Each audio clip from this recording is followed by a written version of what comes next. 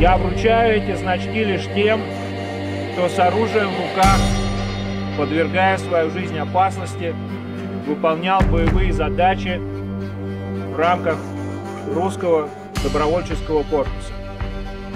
Слава РДК! Слава Руси!